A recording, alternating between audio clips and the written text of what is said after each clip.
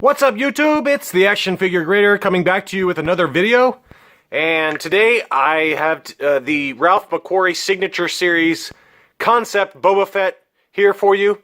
This was a Christmas gift from my son, and I thought we'd take a closer look at him.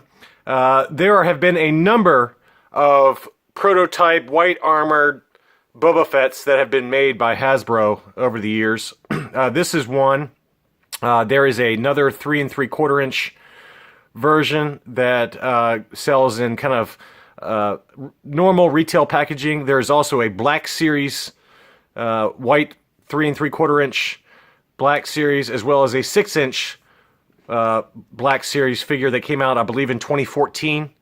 And then finally, the Vintage Collection released a mail-away version that came out in 2012. So, to my knowledge, there are 4 of them. I tried to find online the total number of them, but those are the 4 that I can think of off the top of my head. And there's an interesting backstory to this figure, and or to Boba Fett in general. When The Empire Strikes Back was first being designed in 1978, shortly after the success of the original Star Wars: A New Hope, they went ahead and started on the sequel because it was such a smashing success in the movie theaters. And there was a test shot done of a super trooper, like a shock trooper, a kind of a highly specialized special commando that was designed for the film. And this is what they envisioned him looking like, with Mandalorian armor. And the sound editor for The Empire Strikes Back put on this outfit, and there was a video test of the figure done. And, as you guys know, Boba Fett has a cape. In this one, he does not have a cape. Interestingly enough, during the video test, which I'm sure it's on YouTube, I haven't looked to see if it's on YouTube or not, but I bet it is. I know I've seen video of it somewhere, but, in the test video, they drape a Star Wars towel over him to kind of look like a cape because they didn't have anything else available at the time. And the video was just designed to see what he looked like on film. It was not meant for public distribution. It did, of course, leak out, many years later, and I believe there is a copy of it on YouTube somewhere. But Boba Fett obviously changed a lot between this initial test concept and his final figure. George Lucas ultimately decided that Boba Fett was not going to be an Imperial kind of super trooper, but instead a lightly fleshed out character with his own backstory, his own motivations. He obviously became the bounty hunter that we all know and love, the most feared bounty hunter in the galaxy. And so he took on this Mandalorian armor, but much more battle damaged and different colors, kind of cobbled together colors. So, they moved away from the white to kind of not confuse people with stormtroopers. And, white is typically associated with the Empire. And because Boba Fett is not directly affiliated with the Empire and kind of just works for himself, they wanted to give him his own kind of unique look. So this is where the prototype Boba Fett came from. And Ralph McQuarrie, this is a signature series, and he was the first one to kind of design him. And when you take a look at it, you'll see this alternate helmet here was what the drawings looked like for Ralph McQuarrie's concept. Most of the others, I believe, all of the others actually, do not come with this kind of prototype helmet. I might be incorrect. Some of those other 3 3/4 inch releases may have that, but obviously the one that's still attached to the body here in this package looks more like the traditional Mandalorian Boba Fett helmet that we all know and love, but the initial concepts by Ralph McQuarrie looked like this in the drawings. So this is a really interesting figure, though. Let me zoom in a little bit. It comes with like a flame that's, I assumed, attached to either his rocket pack or to his flamethrower that he has on there. I didn't verify that. It looks like it's probably for the rocket pack, though.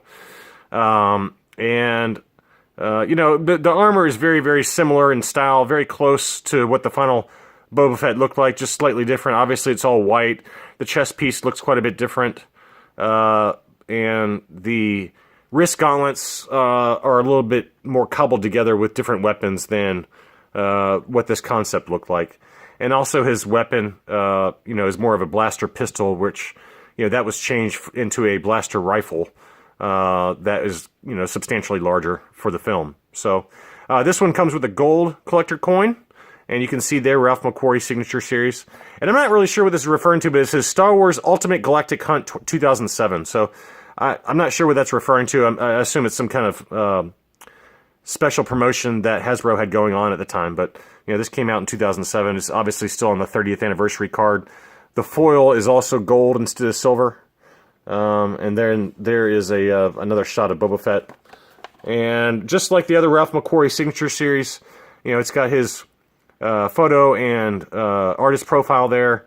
And then for the bio, for Boba Fett, it says, Boba Fett was one of the first new characters to be designed for The Empire Strikes Back. The costume began as a Mandalorian Super Commando suit and went through various designs, as well as being aged, dented, and painted to give it a battle-scarred appearance. Its final look hides a plethora of built-in weapons and the identity of the ruthless bounty hunter it encases.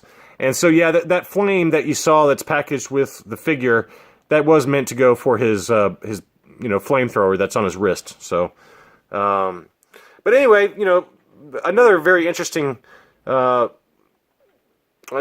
figure in the Ralph McQuarrie Signature Series. This is probably the most expensive of the bunch. I think it was, you know, retail, these at least on eBay, they probably go for 20 to 25 bucks. The rest of them are anywhere from 15 to 20. So, and then here you are with some of the other figures that were available at the time. That Concept Stormtrooper is one I covered in a recent video.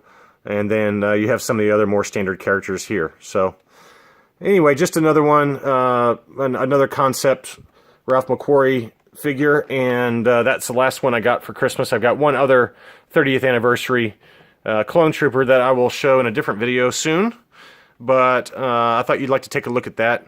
And the other interesting tidbit I found while doing some research on this figure is that the first public appearance of Boba Fett was with Darth Vader at a local county fair parade.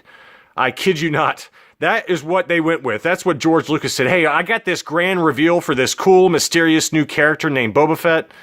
And, hey, you know, let's do a parade. Let's do a county fair parade to introduce him and get people excited about The Empire Strikes Back.